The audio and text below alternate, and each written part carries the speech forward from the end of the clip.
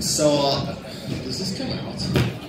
I haven't done stand-up comedy in 14 years. All right. Because I was married for 14 years. I'm from Minneapolis. You guys from Minneapolis? Anybody? How do we feel about St. Paul? It's almost universal. Everybody hates St. Paul for Minneapolis, right? Yeah, nothing in common. So I'm also 44 years old, like the Indian guy. Can I get applause for the Indian guy too? 44 years old. And divorced. I just got divorced. It was a real switch to go from being married to not, and then trying to figure out how to date again.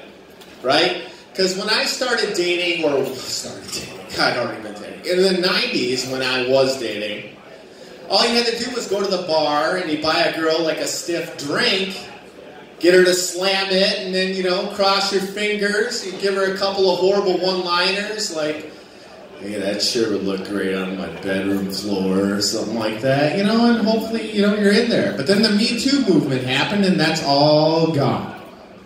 And that all happened while I was married.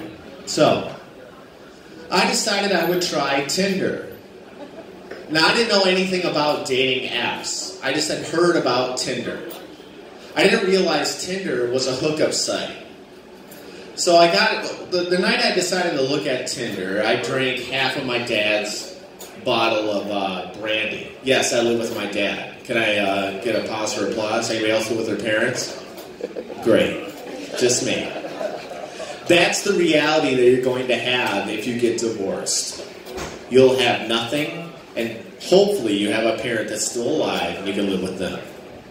So I started going through Tinder, and I was half in the bag, and I was like, because I'm a bit of a gambler, so I figured I'll increase my odds. With the more girls that I like, the better chances I have, right? I was half in the bag, and the next day I wake up, and I have like 30 like backs. Is that what they are? I don't know. I'm a little behind. And they're all gargoyles. They're all women I would never talk to. And I'm not Tom Cruise, but seriously.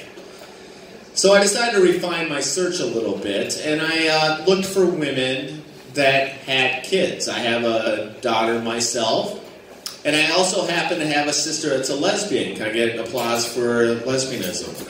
Anybody? And it turns out that scissoring is not a thing. Has anybody seen pornos? Come on, everybody's seen a porno with two lesbians and they're scissoring, right?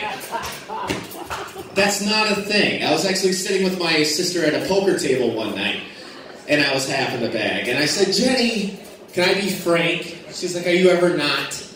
Is scissoring a thing? She's like, no, it's not a thing.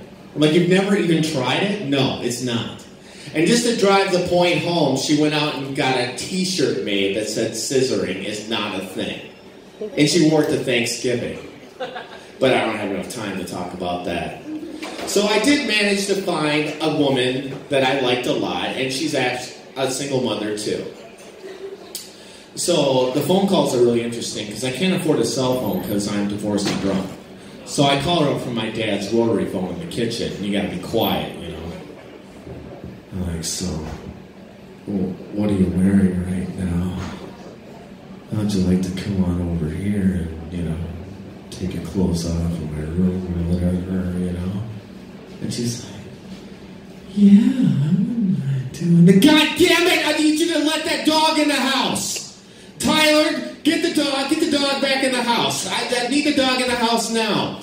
Oh yeah, that sounds great. I'm just going to do that just as the kids go to bed. Okay. It's a whole different thing dating single moms. But anyway, that's all the time I have. And I just got back into it, so thanks for listening. I really appreciate it. Have a good night, everybody.